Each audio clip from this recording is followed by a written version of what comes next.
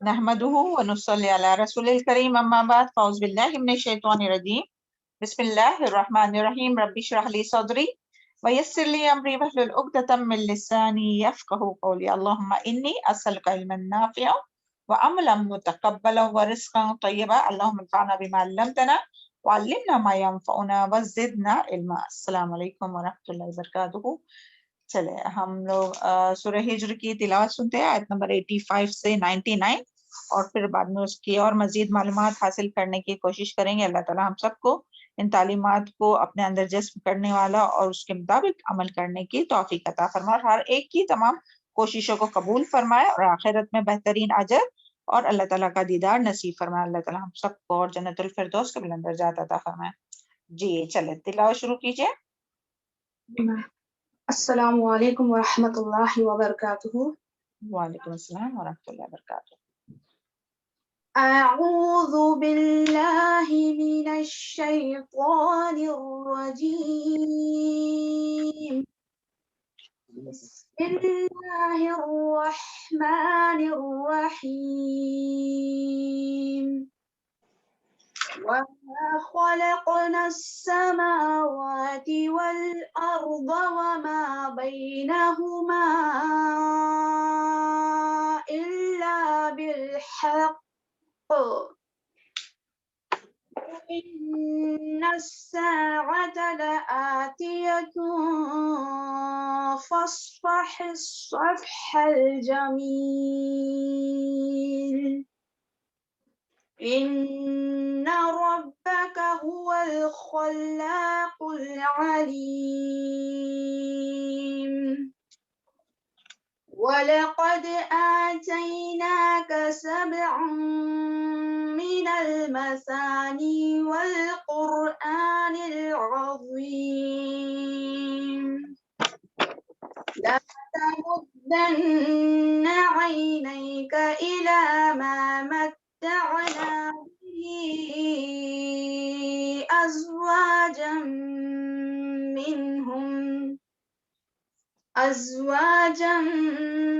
منهم ولا تحزن عليهم واخفض جناحك للمؤمنين وقل إني أنا النذير المبين. كما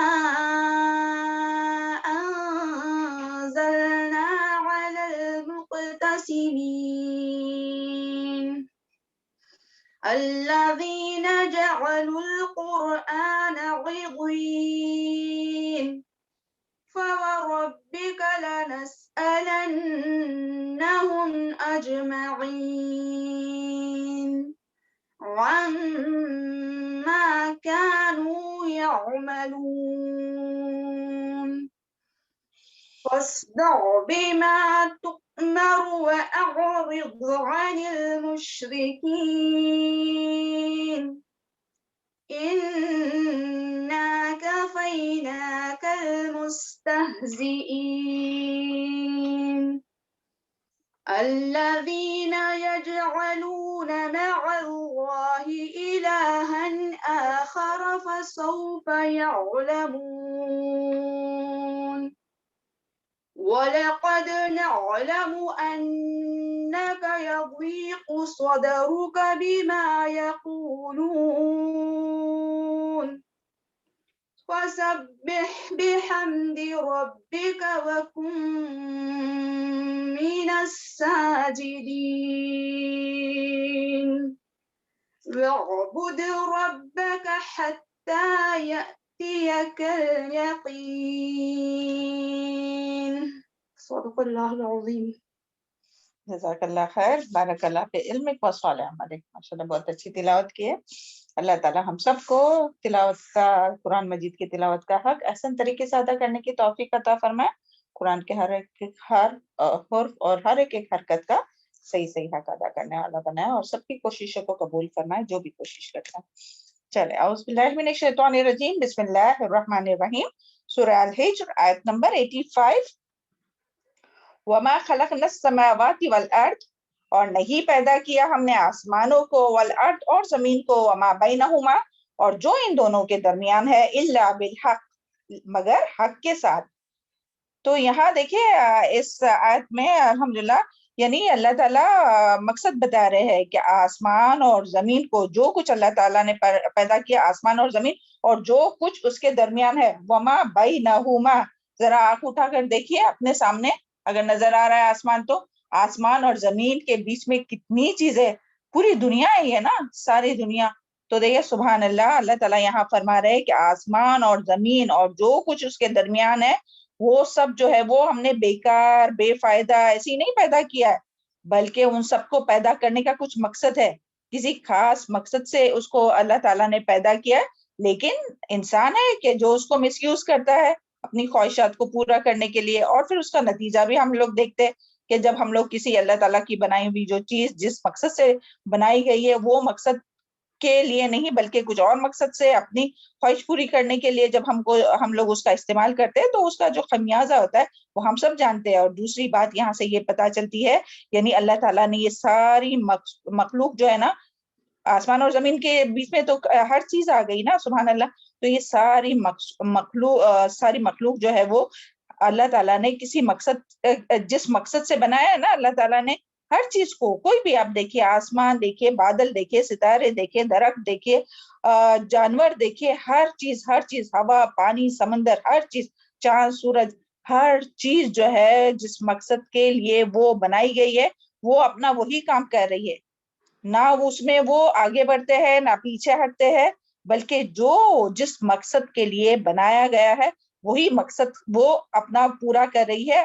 یعنی یہ زندگی جو ہے وہ فنا ہونے تک جب تک بقا ہے جب تک باقی ہے تب تک وہ اپنے مقصد کے مطابق ہی یعنی کام کر رہی ہے.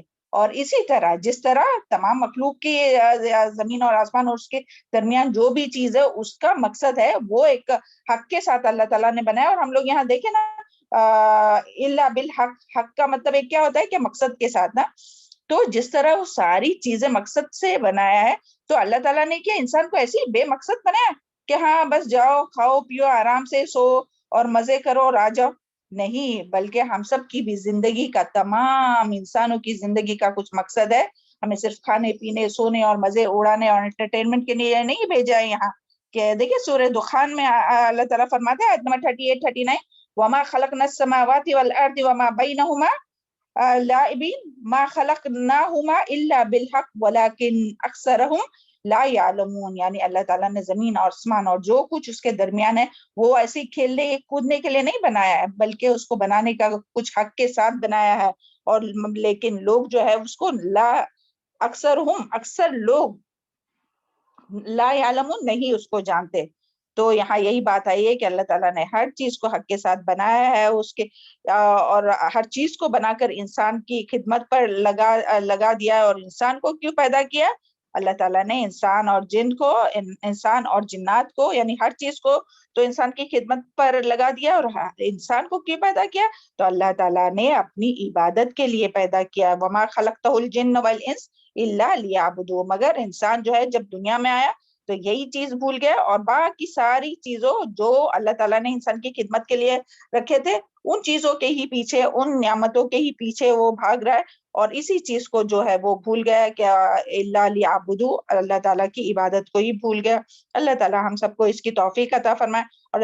اور یہاں سے یہ بھی پتہ چلتا ہے کہ جو بھی نعمت اللہ تعالیٰ نے دی ہے نا تو اس کے بعد جو ہے وہ قیامت بھی آنے والی ہے اور پھر اس کے بارے میں پوچھ بھی ہوں گی. یعنی انسانوں سے بھی پوچھا جائے گا کہ کیا کر کے آئے اور جو نعمتیں ملی ہے نا اس کے بارے میں بھی سوال ہوگا کہ کیا کیا. اس کے لیے دیکھیں فوراً یہ جو ہے آسمان اور زمین کو حق کے ساتھ پیدا کیا گیا اس کے بعد فوراً سے آیت کا کنٹینیوشن کیا ہے وَإِنَّ السَّاعَةَ لَآتِيَةٌ یعنی بے شک قیامت البتہ ضرور آنے والی ہے.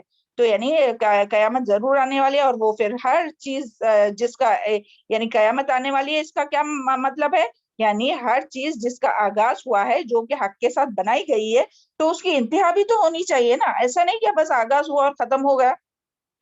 نہیں یعنی آغاز ہوا اور وہ چلتا ہی رہے نہیں بلکہ آغاز ہوا ہے جب سٹارٹ ہوا ہے تو اینڈ بھی تو ہوگا نا کہیں نہ کہیں.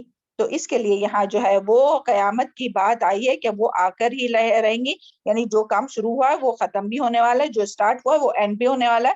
تو یہاں یہی کہ انتہا بھی ہونے والی ہے، تو اللہ تعالیٰ نے جو چیز بھی بنائی ہے اس کا حساب بھی ہوگا۔ اور اسی طرح اس کا ذکر جو ہے وہ سورہ مومنون میں بھی آتا ہے، افحسبتم انما خلقناکم عبثا وانکم الینا لا ترجعون، کیا تم سمجھتے ہو کہ افحسبتم، کیا تم گمان کرتے ہو، انما خلقناکم، کہ تم کو پیدا کیا ہم نے عبثا ایسے ہی بیکار میں، وانکم الینا لا ترجعون، اور کیا تم ہمارے پاس واپس نہیں آؤ گے۔ تو یہاں یہی بات آئی ہے کہ اللہ تعالیٰ نے پیدا بھی کیا حق کے ساتھ، اور پھر واپس بھی جو ہے وہ کس کے پاس ہے، اللہ تعالیٰ کے پاس واپس جانا ہے اور اس کے پاس حساب بھی دینا ہے۔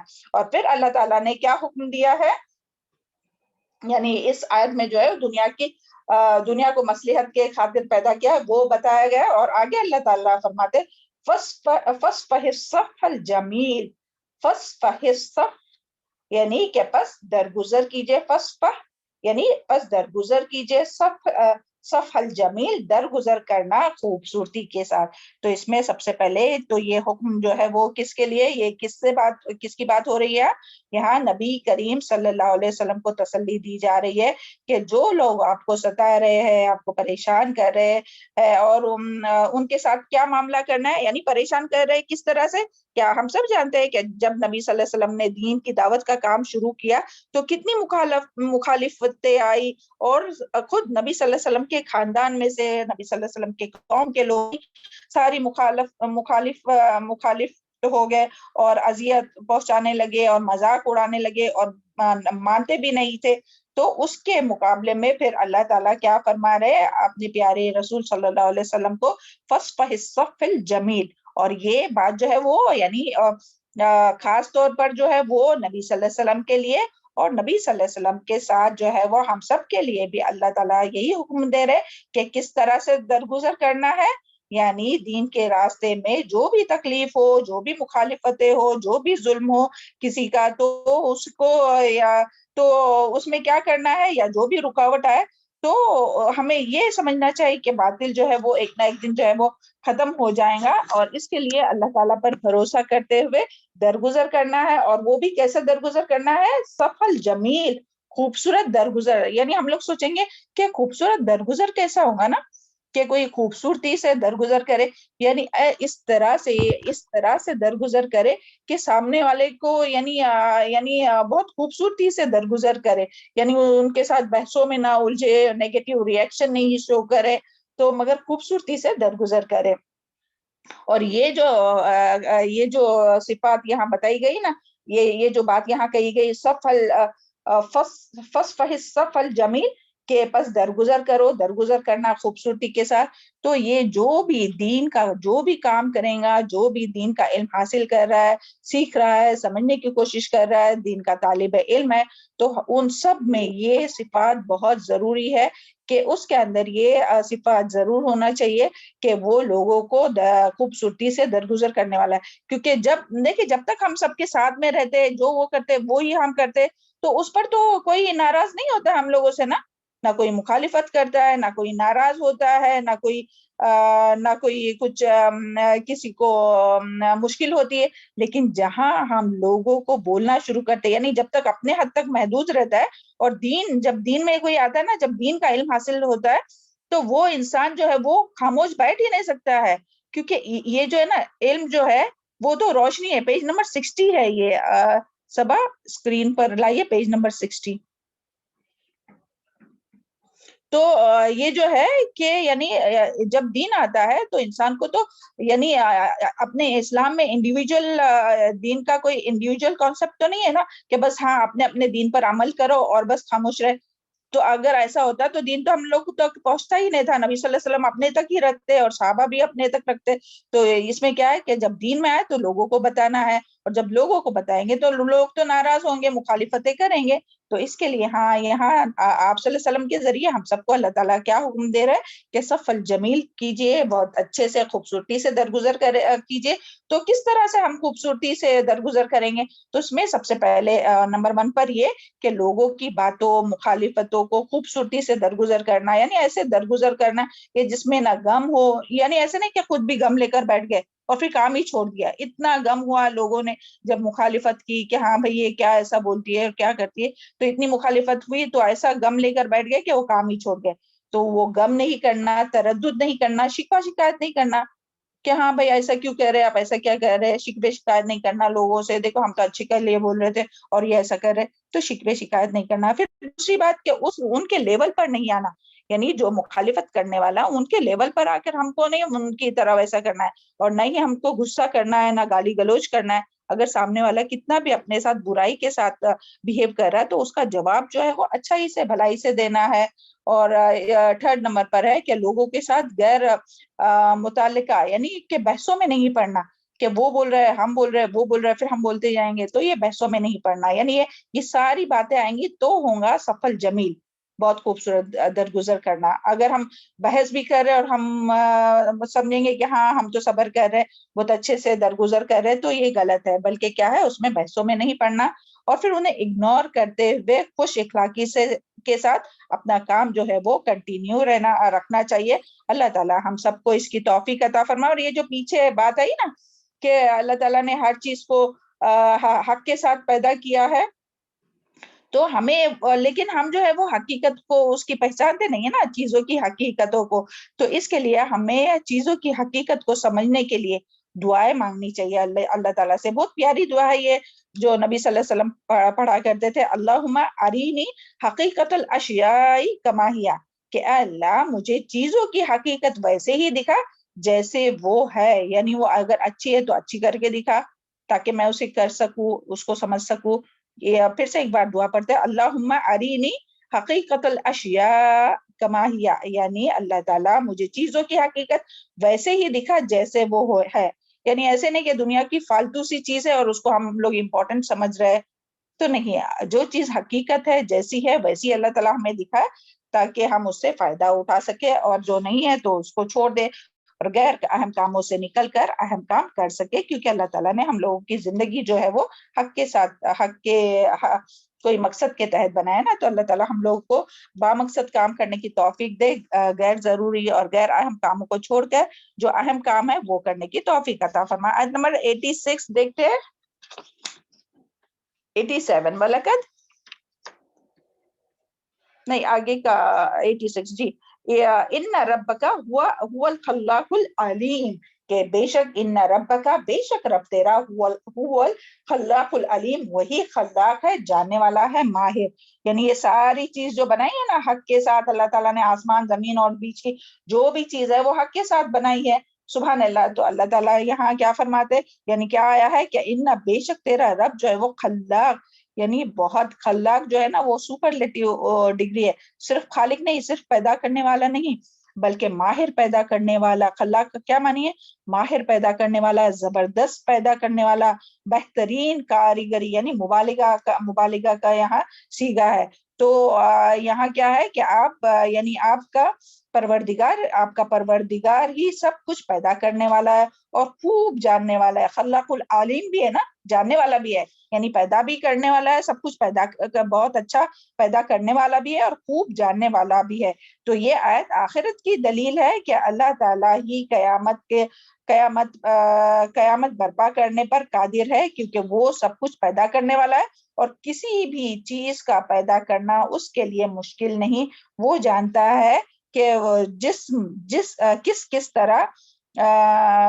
کس طرح سے بٹے ہوئے اور کہاں خاک میں ملے ہوئے. یعنی اللہ تعالیٰ کے لیے یہ مشکل نہیں کہ ایک بار جس نے پیدا کیا تو اس کے لیے مشکل نہیں کہ وہ پھر سے دوبارہ کوئی چیز کو پیدا کرے, کیونکہ وہ جو ہے وہ خلاق ہے, جس کا ذکر سورہ یاسین میں بھی آتا ہے آیت نمبر 81 سے 83 میں. اعوذ باللہ من الشیطان الرجیم, اولیس الذین خلق السماوات والارض بقادر علی ان یخلق مثلهم بلی وهو الخلاق العلیم.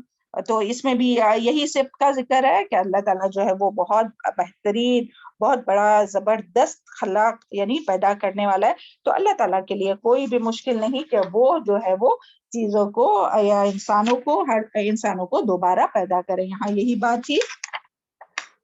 اور یہ کہ نبی صلی یعنی جی، اور آیت نمبر 87 دیکھتے ہیں، اعوذ باللہ من الشیطان الرجیم، وَلَقَدْ آتَيْنَاكَ، اور دی ہم نے آپ کو سبعًا 7 من المثانی دہرائی جانے والی میں سے، والقرآن العظیم، اور قرآن عظیم. تو دیکھیں یہاں جو ہے وہ نبی صلی اللہ علیہ وسلم کو تسلی دی جا رہی ہے کہ آپ اپنے دشمنوں کی زیادتیوں، پیچھے آیا نا کہ کیا آیا تھا، صف الجمیل، کیا بہت آپ درگزر کیجئے خوبصورتی کے ساتھ. تو یہاں اللہ تعالیٰ کیا فرما رہے کہ اللہ تعالیٰ یہاں ابھی اپنے انعامات جو اللہ تعالیٰ نے نبی صلی اللہ علیہ وسلم پر کیے نا وہ یاد دلا رہے. سبحان اللہ، دیکھیں اللہ تعالیٰ کا کیا طریقہ ہے اور کس خوبصورتی سے یعنی یہ بتایا جا رہا ہے کہ اللہ تعالیٰ فرما رہے کہ نبی صلی اللہ علیہ وسلم کو تسلی دے رہے کہ آپ اپنے دشمنوں کی زیادتیوں پر غمگین نہ ہو، بلکہ ان نعمتوں پر نظر رکھے جو اللہ تعالیٰ نے آپ کو دی ہے.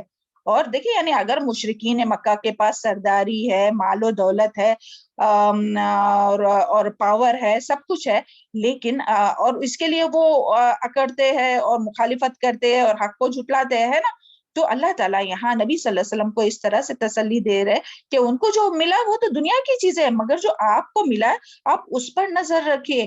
تو اس سے کیا ہوگا کہ انسان کو جب جو ملنے والی چیزیں نا جب اس پر نظر رکھتا ہے، ان چیزوں کو دیکھتا ہے، تو اس کو جو نہیں ملنے والی چیز ہے اس کا غم جو ہے وہ بھول جاتا ہے. ابھی پیچھے غم تھا نا نبی صلی اللہ علیہ وسلم کو کہ لوگ اذیت دیتے ہیں، مخالفت کرتے ہیں اور اتنی سختی سے مخالفت کرتے ہیں. تو یہاں جو ہے وہ اللہ تعالیٰ اپنی نعمت یاد دلا رہا ہے. اور سبحان اللہ سبحان اللہ، آپ سب بھی اس کے ہم یہ جب بتائیں گے اس کے بعد پھر انشاءاللہ آپ خود ہی سجدے میں گر پڑیں گے انشاءاللہ. شکرانہ کا یہ سجدہ ضرور کریں گے انشاءاللہ، اور نہیں بھی تو آپ ضرور کیجئے. اور وہ کیا چیز ہے، وہ کیا نعمت ہے؟ تو دیکھیں سبحان اللہ، اللہ تعالیٰ کیا فرماتے ہیں، وَلَقَدْ آتَيْنَاكَ سَبْعًا مِنَ الْمَثَانِي، اور البتہ تحقیق دی ہم نے آپ کو 7 دہرائی جانے والی، والقرآن العظیم، یعنی نبی کریم صلی اللہ علیہ وسلم کو کفار قریش کی اذیتوں اور مخالفتوں پر صبر کی تلقین کرتے ہوئے کہا جا رہا ہے کہ آپ کو تو اللہ تعالیٰ نے بے شمار عظیم نعمتوں سے نواز رکھا ہے، جس میں سے سب سے بڑی نعمت جو ہے وہ کیا ہے، سبعًا من المثانی والقرآن العظیم، جو کہ الحمدللہ ثم الحمدللہ ہم سب کو بھی ملا ہے. اس لیے آپ اپنا دل چھوٹا نہ کیجئے اور پیغام پہنچانے کا کام جاری رکھیے اور دین کا کام جو ہے وہ استقامت کے ساتھ کرتے جائیے. تو یہاں جو ہے نا قرآن مجید میں اللہ تعالیٰ کا، اور یہ جو ہے یعنی یہ جو قرآن مجید جو ہے وہ اللہ تعالیٰ کا بہت بڑا انعام ہے. یعنی یہاں دیکھیے یہ قرآن العظیم جو کہا گیا نا، سبع من المثانی اور قرآن عظیم، تو یہ اللہ تعالیٰ کا بہت بڑا انعام ہے. اور جو چیز اللہ تعالیٰ نے نبی کریم صلی اللہ علیہ وسلم کو، اور صرف یہ کہ صرف یہ نعمت نبی صلی اللہ علیہ وسلم کو ہی نصیب ہوئی کہ کچھ اور لوگوں کو بھی ملی ہے؟ کن لوگوں کو ملی ہے بتائیے جلدی سے.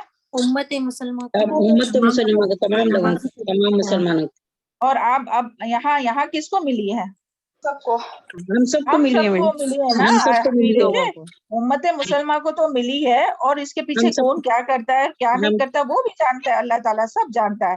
مگر آج جو ہم سب یہاں اس کلاس میں جمع ہوئے ہیں خالص اللہ تعالیٰ کے لیے، اس قرآن کی ایک ایک آیت کو سیکھنے سمجھنے کے لیے، تو یہ اللہ تعالیٰ کا کتنا بڑا احسان ہے ہم پر، ہے نا؟ کتنا بڑا احسان ہے کہ ہزاروں لاکھوں کروڑوں لوگوں میں سے اللہ تعالیٰ نے ہم لوگوں کو چنا کہ یہ کام کرے، کہ اس کو سیکھے سمجھے اور عمل کرنے کی کوشش کرے اور اس کو دوسروں تک پہنچائے. تو یہ اللہ تعالیٰ کا بہت بڑا انعام ہے. الحمدللہ ثم الحمدللہ.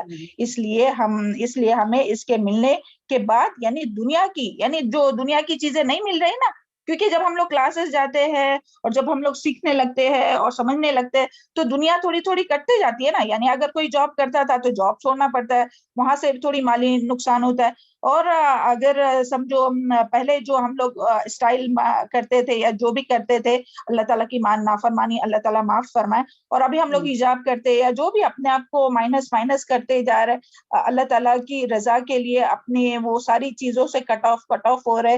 دنیا کی زیب و زینت، یعنی ایسا نہیں زیب و زینت اختیار کرنا وہ الگ بات ہے اپنے لیے اپنے شوہر کے لیے، مگر دنیا کی جو چیز ہم لوگوں کی کم ہوتے جا رہی نا، تو سبحان اللہ اس کے بدلے میں تو ہم لوگ کو کتنی بڑی چیز مل رہی ہے.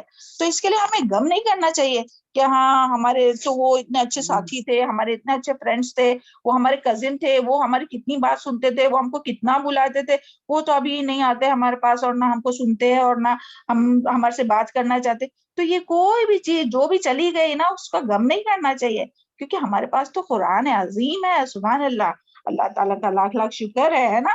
اور یہاں جو بات آئی ہے نا سبا من المثانی, یعنی سبا مثانی سے کیا مراد ہے؟ تو سبا مثانی یعنی کہ 7 دہرائی جانے والی, یعنی قرآن مجید اور ساتھ میں کیا ہے, پہلے سبا مثانی کا ذکر ہے نا, تو سبا مثانی یعنی کہ 7 دہرائی جانے والی. آیت دیکھیں, اب آیت پر نظر رکھیں, سبا من المثانی 7 دہرائی جانے والی. تو یہ 7 دہرائی جانے والی کیا ہے, یعنی اس سے کیا مراد ہے؟ تو اس سے بعض نے کہا کہ 7 طویل صورتیں ہیں, یعنی کہ سورہ البقرہ, سورہ ال عمران, سورہ النساء, سورہ المائدہ, سورہ الانعام, سورہ الاعراف اور سورہ یونس یا سورہ توبہ ایک اس میں آتا ہے. تو یعنی جس میں کہ بہت سے احکام اور وہ سب آئے وہ ہے. اور بعض نے کہا کہ اس سے مراد صورتیں نہیں, یعنی یہ 7 صورتیں نہیں بلکہ 7 آیات ہے. اور وہ بھی کون سی آیت ہے؟ اس سے مراد 7 آیت یعنی کہ سورہ فاتحہ کی 7 آیت, یعنی سورہ فاتحہ جو کہ 7 آیتوں پر مشتمل ہے. اور اس کا جو دلیل ہے نا کہ اس سے مراد سورہ فاتحہ ہے, تو یہ اس کی دلیل ہم لوگوں کو کہاں سے ملتی ہے کہ یہ جو سبا مثانی سے مراد سورہ فاتحہ ہے؟ تو اس کی دلیل ہم لوگوں کو اس حدیث سے ملتی ہے کہ آپ صلی اللہ علیہ وسلم نے فرمایا الحمدللہ رب العالمین, یعنی کہ سورہ فاتحہ یہ سبع المثانی, یعنی وہ سبع مثانی ہے, والقرآن العظیم الذی اوتیتو.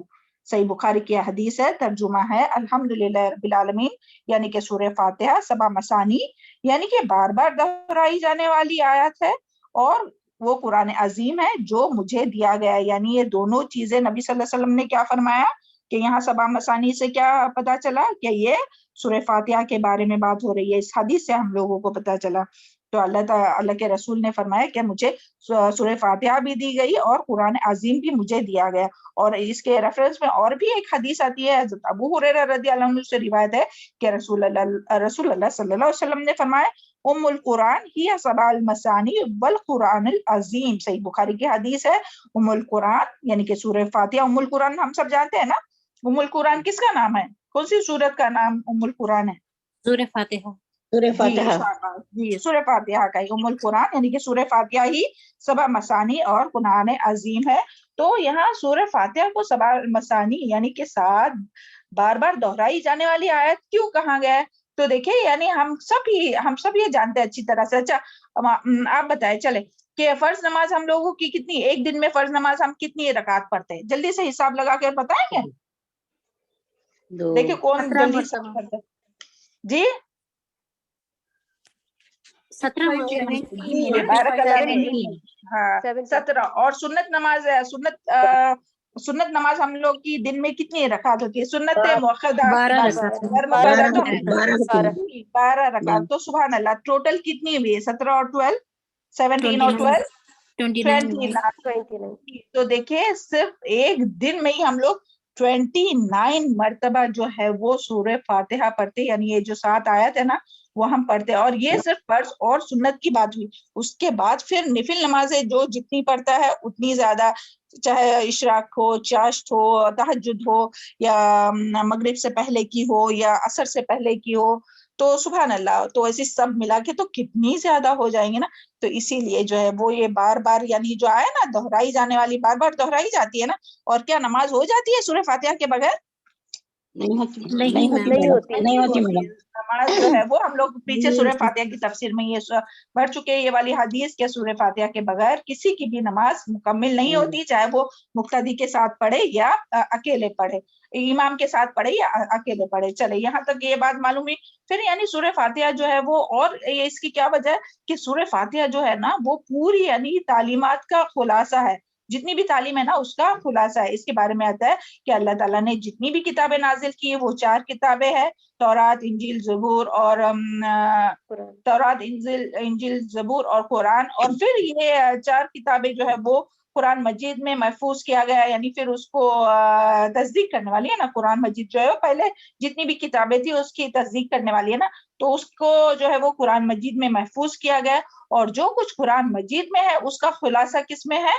سورۃ الفاتحہ میں ہے، سورۃ الفاتحہ میں اس کا خلاصہ ہے پورے قرآن کا، اور اس کا اور سورہ فاتحہ کا خلاصہ ایاک نعبد و ایاک نستعین میں ہے، یعنی ہم صرف تیری عبادت کرتے ہیں اور صرف تجھی سے مدد چاہتے ہیں۔ اور سبحان اللہ ہم سب اس کی تفسیر جانتے ہیں الحمدللہ، اگر نہیں بھی یاد ہے تو آپ تھوڑا نکال کے پہلے کی نکال کے، اب یہاں ٹائم نہیں اپنے پاس سورہ فاتحہ کی تفسیر کرنے کے لیے، مگر سورہ فاتحہ میں جو ہے وہ توحید ربوبیت، توحید الوہیت اور توحید اسماء صفات تینوں کا مجموعہ ہے، تو اس کے لیے اس کی اتنی زیادہ ویلیو ہے اللہ تعالیٰ ہم لوگوں کو۔ اور یہ جو ہے وہ سورت شفا بھی اسے کہا جاتا ہے، رقیہ بھی کہا جاتا ہے، اور اس کے اور بھی بہت سے نام ہیں اور اس کی بہت سی فضیلت ہے۔ تو یہاں جو ہم لوگوں کو پتہ چلا کہ یعنی یہ دو چیزیں ملنے پر آپ صلی اللہ علیہ وسلم کو کہا جا رہا ہے کہ یعنی یہ جو چیزیں ملی وہ آپ کو بہت بڑی نعمتیں ملی ہے، وہ تمام دنیائی چیزوں کے بجائے، یعنی ان سے بھی بہت اچھی نعمت ملی ہے۔ اور سورہ فاتحہ کے ذریعے یعنی یہ جو ہے نا ایاک نعبد و ایاک نستعین، تو اس کے ذریعے جو ہے وہ ہمارا یعنی قرآن مجید کے ہر آیت کے ذریعے اور اس آیت کے ذریعے بھی ہمارا اللہ تعالیٰ کے ساتھ تعلق مضبوط ہوتا ہے۔ اور اس کے ریفرنس میں ایک حدیث آتی ہے کہ مستدرک حاکم کی روایت ہے کہ حضرت ابو ذر غفاری روایت کرتے ہیں کہ رسول اللہ صلی اللہ علیہ وسلم نے فرمایا تم لوگ اللہ کا قرب اس سے بڑھ کر کسی چیز سے حاصل نہیں کر سکتے جو خود اللہ تعالیٰ سے نکلی ہے، یعنی قرآن کریم۔ سبحان اللہ، تو کتنا اللہ تعالیٰ کا احسان ہے کہ ہم لوگ قرآن مجید کے ذریعے، قرآن کریم کے ذریعے اللہ تعالیٰ کا قرب حاصل کرتے ہیں۔ سبحان اللہ، کبھی ہوا تھا ہم لوگ کہ جب ہم لوگ قرآن کے طالب علم نہیں تھے تو اتنا قرب تھا اپنا اللہ تعالیٰ سے، اتنے قریب تھے اللہ تعالیٰ کے؟ بتائیے، نہیں تھے نا؟ نہیں تھے۔ سبحان اللہ، تو یہ جوڑنے والا کون ہے؟ ہم کو کس طرح سے قربت ملی اللہ تعالیٰ کی۔ اللہ کرے کہ مرتے دم تک ہم سب کو اللہ تعالیٰ کا اور اپنے اہل و عیال کو بھی، تو وہ کس کے ذریعے قرب ملتا ہے؟ قرآن کے ذریعے، قرآن مجید کی تلاوت کر کے، قرآن مجید کو سمجھ کر، قرآن مجید کی آیتوں میں غور فکر کر کے، اس کا علم حاصل کر کے، عمل کر کے۔ سبحان اللہ، تو یہاں جو ہے وہ قرآن مجید کے سوا کوئی بھی چیز ایسی نہیں کہ جس کے ذریعے انسان کو اللہ تعالیٰ کا قرب حاصل ہو سکتا ہے جس طرح سے قرآن مجید کے ذریعے ہوتا ہے۔ سبحان اللہ، ایسا لگتا ہے نا کہ بس پڑھتے جاؤ اتنا الحمدللہ قرب ہوتا ہے اس کی وجہ سے۔ اس کے لیے دیکھیں ہم لوگ تھک بھی جاتے ہیں پھر بھی الحمدللہ اللہ کی رضا کے لیے کوشش کرتے رہتے، کیونکہ اللہ تعالیٰ ہی وہ انرجی اور وہ ایمان ڈالتا ہے نا۔ اللہ تعالیٰ ہم سب کو مرتے دم تک استقامت عطا فرمائے۔ اور اس کے باوجود لوگ جو ہے وہ کس کی طرف دوڑتے ہیں؟ کیونکہ لوگوں نے تو یہ ابھی مزہ چکھا نہیں ہے نا قرآن کا، کوئی چیز چکھیں گا تبھی تو مزہ آئے گا نا، تو لوگوں نے تو چکھا نہیں، تو اس کے لیے لوگ کس کی طرف دوڑتے ہیں؟ بتائیے جلدی سے، کس سے متاثر ہوتے ہیں؟ کس کا شوق؟ دنیا کی طرف دوڑتے ہیں، بالکل دنیا کی طرف بھاگتے ہیں کہ بس ہاں کہ اگر پتہ چل جائے نا کہ ہاں یہ جگہ پر سیل لگا تو ہم لوگ بھی جاتے ہیں، ایسا نہیں، مگر اس کی طرف جلدی جاتے ہیں۔ اور اگر کوئی بتائے نا کہ ہاں بھائی درس ہو رہا ہے، آن لائن درس ہو رہا ہے، آپ بھی آؤ سننے کے لیے، تو آن لائن ہونے کے باوجود، گروپ میں ہونے کے باوجود بھی وہ بٹن کلک کرنے کی بھی زحمت نہیں گوارا کرتے۔ کیوں؟ اللہ ہی بہتر جانتا ہے۔ اللہ تعالیٰ دلوں کو، سب کے دلوں کو ہدایت کی طرف پھیر دے۔ ہم لوگ دعا کر سکتے ہیں اور کوشش کر سکتے ہیں۔ آگے قرآن مجید دنیا کی تمام چیزوں سے بہتر ہے، اور یہ چیزوں سے بہتر ہے، یہاں یہی بات آئی نا۔ تو دیکھیں قرآن مجید ہی ایک چیز ہے کہ جس کے ذریعے ہمارا دل جو ہے نا وہ نرم ہوتا ہے، اور اس کی مثال ہے سورہ زمر آیت نمبر 23، اللہ نزل الاحسن الحدیث کتابا متشابہا، یعنی ترجمہ ہے اللہ تعالیٰ نے بہترین کلام نازل کیا۔ قرآن مجید ایسی کتاب ہے جس کے مضامین ایک جیسے ہیں اور بار بار دہرائے گئے ہیں، اور جو لوگ اپنے رب سے ڈرتے ہیں اور ان کے رونگٹے کھڑے ہو جاتے ہیں، یعنی جب وہ قرآن کو سنتے ہیں نا، قرآن کی تلاوت، تو ان کے رونگٹے کھڑے ہو جاتے ہیں، پھر ان کے جسم اور دل نرم ہو جاتے ہیں۔ تو سبحان اللہ، ہم لوگ کے دلوں کو کس نے نرم کیا ہے؟ قرآن مجید نے ہم لوگوں کو، اللہ تعالیٰ نے قرآن مجید کے ذریعے ہمارے دلوں کو نرم کیا ہے۔ اور پھر اسی طرح قرآن مجید کے ذریعے ایمان میں اضافہ ہوتا ہے۔ اس کی دلیل سورہ انفال آیت نمبر 2 وَإِذَا تُلِيَتْ عَلَيْهِمْ آيَاتُهُ زَادَتْهُمْ ایمانا. دیکھیں ابھی تلاوت ہو رہی تھی کتنا اچھا لگ رہا تھا, اس سے بھی ایمان بڑھا, اور پھر جب ہم لوگ ابھی اس کی اور مزید معلومات حاصل ہو رہے تو ابھی بھی ہم لوگوں کا ایمان بڑھ رہا ہے الحمدللہ. پھر اسی طرح قرآن مجید قیامت کے روز اپنے پڑھنے والے کے لیے حق میں سفارش کریں گی, یعنی قرآن پڑھا کرو. نبی صلی اللہ علیہ وسلم نے فرمایا قرآن پڑھا کرو, روز قیامت اپنے پڑھنے والے کے لیے سفارشی بن کر آئیں گے. اللہ کرے کہ ہم لوگ کے حق میں سفارش کرے قرآن. اور قرآن مجید تمام علوم کا مجموعہ ہے, اس کے بارے میں حدیث آتی ہے. حضرت عبداللہ بن مسعود کہتے ہیں کہ جو شخص علم حاصل کرنا چاہے اسے قرآن میں غور و فکر کرنا چاہیے, اس لیے کہ قرآن مجید میں پہلے اور پچھلے تمام علوم موجود ہے. سبحان اللہ. دیکھیں ہم لوگوں کو قرآن مجید کے ذریعے کتنی تعلیمات مل رہی ہے, یعنی صرف آخرت کی نہیں بلکہ دنیا کی بھی کتنی تعلیمات. الحمدللہ ثم الحمدللہ. پہلے ہم لوگ جانتے تھے یہ سب تعلیمات؟ نہیں جانتے تھے. تو سبحان اللہ, تو قرآن مجید کے ذریعے ہمیں ملی ہے. اور قرآن مجید کی جو 2 آیت جو سیکھ لینا تو وہ جو ہے وہ تمام بڑی بڑی نعمتوں سے بھی جو زیادہ قیمتی ہے. اور اس کے بارے میں حدیث آتی ہے کہ حضرت عقبہ بن عامر کہتے ہیں کہ ہم لوگ صفہ میں بیٹھے تھے, اتنے میں رسول اللہ صلی اللہ علیہ وسلم تشریف لائے اور فرمایا اللہم بارک لنا فی اوقاتنا, تم میں سے کوئی شخص یہ چاہتا ہے کہ روزانہ صبح بتھا یا عقیق, یعنی کہ مدینہ منورہ کے 2 بازاروں کے نام ہے, جائے اور وہاں سے اونچے کوہان والی 2 اونٹنیاں بلا قیمت یعنی فری میں بغیر گناہ اور قطع رحمی کے لے آئے. ہم نے عرض کیا یا رسول اللہ یہ تو ہم سب چاہتے ہیں. یعنی امیجن کیجئے کہ 2 گاڑی ہو, 2 کار ہو, کوئی جو بھی آپ کی پسند کی ماڈل ہو وہ آپ امیجن کیجئے. 2 یعنی اس وقت تو یہی سب چیزیں تھی نا, ٹرانسپورٹ کا مینس جو تھا یہی تھا, اونٹ وغیرہ اور گھوڑے. تو امیجن کیجئے کہ کہاں جا رہا ہے کہ 2 کار مل جائے, مرسیڈیز کار یا جو بھی آپ کی فیوریٹ ہو, تو وہ بغیر پیسے کی مل جائے. تو تم سب پھر رسول اللہ صلی اللہ علیہ وسلم نے فرمایا یہ تو ہم سب نہیں. صحابہ نے عرض کیا یہ تو ہم سب چاہیں گے. تو آپ صلی اللہ علیہ وسلم نے ارشاد فرمایا تو مسجد میں جاؤ اور کسی کو قرآن مجید کی 2 آیتیں سکھا دو یا تو پڑھ لو تو وہ 2 اونٹنیوں سے بہتر ہوں گی, 3 آیات 3 اونٹنیوں سے, 4 آیات 4 اونٹنیوں سے, اسی طرح جتنی آیات اتنی اونٹنیوں سے بہتر ہوں گی. سبحان اللہ. یہ مسلم کی حدیث ہے. تو ہم لوگ تو دیکھیں الحمدللہ کتنی آیات پڑھتے ہیں دن میں, تو امیجن کیجئے کتنی اونٹنیوں سے بہتر ہے نا. سبحان اللہ. اللہ تعالی ہم سب کو یہ نصیب کرے, یہ جو فضیلت آئی ہے نا وہ سب اس کا اجر ہم لوگوں کو نصیب کرے.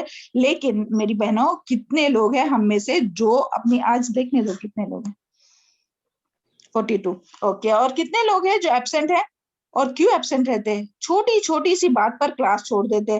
گھر میں ہے چلے کوئی بات نہیں, اگر آپ کی طبیعت خراب ہے آپ سو کے سن سکتے, لیٹے سن سکتے. آپ کچن میں بیزی ہے بچوں کو پڑھانے میں, چلے کلاس ہے تو وہ الگ بات ہے کہ وہ آپ کے پاس موبائل نہیں ہے, دوسرا وہ ایک الگ ریزن ہے.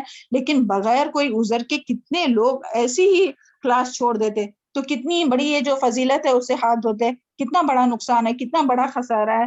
اللہ تعالی ہم سب کو اس کی سمجھ عطا فرمائے اور اپنی کلاسز مس ہونے سے محفوظ رکھے, کیونکہ اپنا ہی نقصان ہے. اور پھر آگے آیت آئیے, یہاں تک سمجھ میں آیا آپ لوگوں کے؟ آیت نمبر 88 دیکھتے ہیں.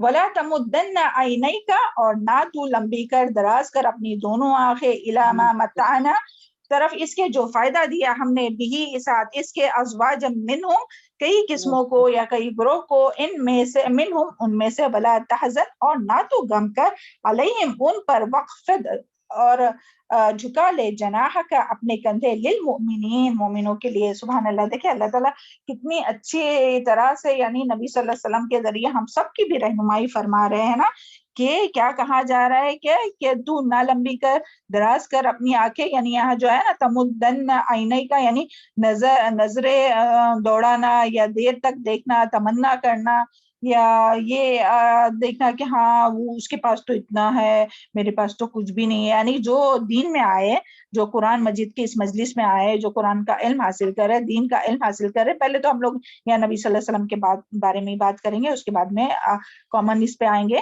کہ یہاں کیا اللہ تعالیٰ فرما رہے ہیں؟ اللہ تعالیٰ نبی صلی اللہ علیہ وسلم سے فرمایا ہم نے سورہ فاتحہ اور قرآن عظیم جیسی نعمتیں آپ کو عطا کی ہے، اس لیے دنیا کی اس زینت اور دنیا کو جو دنیا دار لوگوں کو جو دنیا کی نعمتیں ملی ہے نا، تو اس پر آپ نظر نہ دوڑائے، اور جو بہت سے لوگوں کو ملی ہے اور ان سے جو ان کے کچھ بھی کام نہیں آنے والی ہے، جو فانی ہے. یعنی اگر دنیا میں کسی کو بھی کوئی پاور ملا ہے، کوئی مال و دولت ملی ہے، یا کوئی جو بھی بڑی سے بڑی چیز ملی ہے، تو وہ سب تو چیز ختم ہونے والی ہے، فانی ہے، ہمیشہ تو نہیں رہنے والی ہے نا. تو یہاں یہی بات آئی ہے، اور جو آپ کو ملا ہے وہ تو بہت زیادہ بڑی ہے، اس کے لیے اس کی تمنا نہیں کرنا. یعنی اگر ابھی ہم لوگ اپنے اس پہ کیسے لیں کہ جب ہم لوگ کلاس آ رہے ہیں تو اگر کوئی آپ کی کوئی پرانی جو دوست ہے جو اسکول میں جاب کرتی ہے، اسکول کا چھوڑیے، کہیں بھی جاب کرتی ہے یا جو بھی ہے، کیونکہ اسکول میں جاب کرنا بھی جو ہے وہ ثواب جاریہ ہی ہے، کیونکہ ایک طرح سے تعلیم دیتے ہیں نا، مگر اس کے لیے یہ نہیں کہ یہ علم کو چھوڑنا چاہیے، اس کو ساتھ لے لے کر چلنا چاہیے. اگر ضرورت ہے تو، اگر نہیں ضرورت ہے تو اللہ تعالیٰ اس میں ہی برکت ڈال دے گا، جتنی سیلری ہسبینڈ کی آتی ہے اس میں ہی برکت ڈال دے گا. تو یہاں کہنے کا مطلب، تو آپ کی ملاقات ہوتی ہے اور پھر وہ بتاتی ہے ہاں میرا یہ پوسٹ اتنا بڑھ گیا ہے، مجھے اتنی سیلری ہے، یہ، تو اس کے لیے اپنی آنکھیں لمبی نہیں کرنا چاہیے، ہاں دیکھو ان کو کیا کیا مل گیا، وہ کیا کیا کر رہے ہیں، اور دیکھو ہم لوگ تو بس اسی میں ہے. تو یعنی یہ جو ہم لوگوں کو مل رہا ہے نا، الحمدللہ ثم الحمدللہ، وہ زیادہ جو ہے وہ امپورٹنٹ چیز ہے. تو اللہ تعالیٰ نبی صلی اللہ علیہ وسلم کے ذریعے ہم سب کو یہ یعنی بتا رہے، اور ہم سب کے لیے یعنی اس میں بہت بڑا سبق ہے کہ علم وہ دولت ہے کہ جس کو کوئی نہ چرا سکتا ہے، نہ کبھی وہ ختم ہو سکتا ہے، بلکہ علم جو ہے وہ قبر میں بھی ساتھ ہوں گا اور مرنے کے بعد بھی کام آئے گا. باقی سب تو جب ہم علم حاصل کریں گے تب تو عمل کریں گے نا. تو قبر میں جانے کے بعد کہ کسی کے مال دولت ساتھ میں جانے والی ہے، مگر کون رہنے والا ہے؟ عمل رہنے والا ہے. تو عمل کب ہوگا؟ جب ہم لوگ سیکھیں گے، سمجھیں گے، بار بار ریوائز کریں گے، سنیں گے، تبھی تو عمل میں آئیں گے. نہیں تو ہم لوگ بھول جاتے ہیں نا، ایک دن سنے پھر بھول جاتے ہیں، پھر بھول جاتے ہیں. اس کے لیے روز سنیں گے، روز اس کے مطابق عمل کریں گے تو یہ چیزیں ہمارے کام آئیں گی، قبر میں بھی، مرنے کے بعد بھی کام آئیں گی. وہ حدیث میں آتا ہے نا کہ جب انسان فوت ہو جاتا ہے تو سارے اس کے عمل کا سلسلہ منقطع ہو جاتا ہے، سوائے کس کے؟ ثواب جار، صدقہ جاریہ اس نے کیا ہوگا، یا کوئی بھی نیکی کی، خیر کی بات، علم کسی کو سکھایا ہوگا، یا جو نیک اولاد ہوں گے. تو اللہ تعالیٰ ہم لوگوں کو ان میں شامل کرے کہ ہم لوگ نیک عمل چھوڑ کے جائے، نیک یعنی علم چھوڑ کر جائے پیچھے، اور نیک اولاد چھوڑ کے جائے جو ہمارے پیچھے، اور صدقہ جاریہ چھوڑ کے جائے جو ہمارے مرنے کے بعد بھی ہمارے کام آئے، اور حشر میں بھی جو ہے وہ کام آئے گا، اور جنت میں بلند درجے کا ذریعہ بنے گا.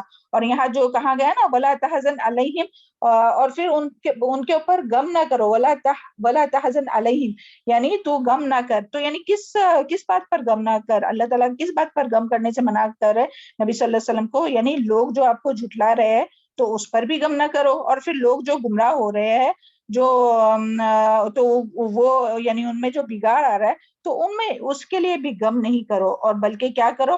وَخْفِضْ جَنَاحَكَ لِلْمُؤْمِنِينَ، یعنی ان کو بلا رہے آپ تو وہ نہیں آ رہے دین کی طرف، چلے کوئی بات نہیں، آپ کے کیا کریں؟ آپ مومنوں کے یعنی مشرکین مکہ کو آپ چھوڑ، یعنی مشرکین مکہ کے غم میں آپ مت الجھتے رہے، بلکہ اپنے کندھوں کو کیا کرے؟ وَخْفِضْ جَنَاحَكَ لِلْمُؤْمِنِينَ، اور جھکائے رکھے اپنے کندھوں مومنوں کے لیے، یعنی کہ مومنوں کے لیے اپنے بازو جھکائے رکھے، یعنی انہیں اپنے قریب کیجئے، ان پر پوری توجہ دیجئے، ان کے ساتھ شفقت اور محبت کے ساتھ رہیے، ان کے لیے تواضع اختیار کیجئے، کیونکہ یہی جو لوگ ہیں وہ اپنے جو ہے وہ ساتھی ہے، سچے ساتھی ہے، جن کے ساتھ رہ کر ہم لوگ جو ہے وہ نیکی کے کام میں آگے بڑھ سکتے ہیں نا. تو اس کے لیے یہاں مومنین جو اللہ تعالیٰ کو دن رات یاد کرتے ہیں، ان کا ساتھ دینے کا یہاں، یعنی اس پر غم کرنے کے بجائے کہ ہاں اس نے میری مخالفت کیا، اس نے ایسا کہا، اس پر غم کرنے اور اس پر غم کرنے کہ ہاں وہ بات مانتے ہی نہیں اپنے، بلکہ جو مانتا ہے ان لوگوں کے ساتھ رہنے کا یہاں حکم دیا جا رہا ہے، ان کے ساتھ نرمی کا برتاؤ کرنے کا یہاں حکم دیا جا رہا ہے. اور یہ پوری جو آیت ہے نا، اس میں کیا چیز کرنے کا حکم دیا جا رہا ہے اور کیا چیز نہیں کرنے کا حکم دیا جا رہا ہے؟ تو 2 چیزوں سے منع کیا گیا ہے اور ایک کام کرنے کا حکم دیا گیا ہے. کس بات سے منع کیا گیا ہے؟ نمبر 1، یعنی جو لوگ مادی قوت والے ہیں یا کچھ مال متا رکھتے ہیں، دنیا کا کچھ ساز و سامان رکھتے ہیں، تو ان کی مال کی طرف یا دنیا کی جو نعمت ہے اس کی طرف نہ دیکھے، ایک تو یہ حکم دیا گیا ہے، اور ان پر غم نہ کرے، یعنی جو آپ کو جھٹلائے یا انکار کرے ان پر غم نہ کرے۔ اور کیا کرنے کا حکم دیا ہے؟ مومنوں کے لیے کندھے جھکانے کا حکم دیا ہے۔ اور دیکھیں اس سے ہی ملتی جلتی آیت جو ہے نا سورہ کہف میں بھی ہے، وَاصْبِرْ نَفْسَكَ مَعَ الَّذِينَ يَدْعُونَ وَاصْبِرْ نَفْسَكَ مَعَ الَّذِينَ تَدْعُونَ رَبَّهُمْ بِالْغَدَاةِ وَالْعَشِيِّ يُرِيدُونَ وَجْهَهُ